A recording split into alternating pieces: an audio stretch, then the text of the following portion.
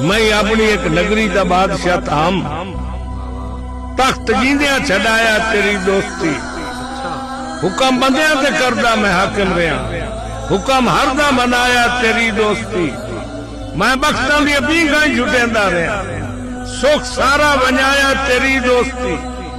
अपने सोहने महला नू कंड कर बैठा, ऐदे पखियां च बहाया तेरी दोस्ती।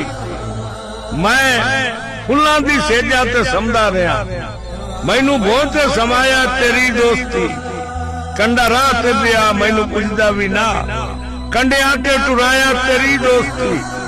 मैं अपने बूहे ताई महदूद हा, बुआ बुआ फिराया तेरी दोस्ती।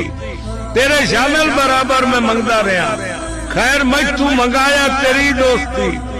इो खैरात खुद में वडेंदा रहा, खैर सगवा हटाया तेरी दोस्ती। कुत्ते मेरे भी नौकर बलेंदे रहे, कुत्तियां तू वढाया तेरी दोस्ती। अखी पानी रोवन तू तो बोरबा शान, खून अजकर रुआया तेरी दोस्ती। और मैनू जफर जमाने पे एतराज नहीं, मेरा सब कुछ लुटाया तेरी दोस्ती।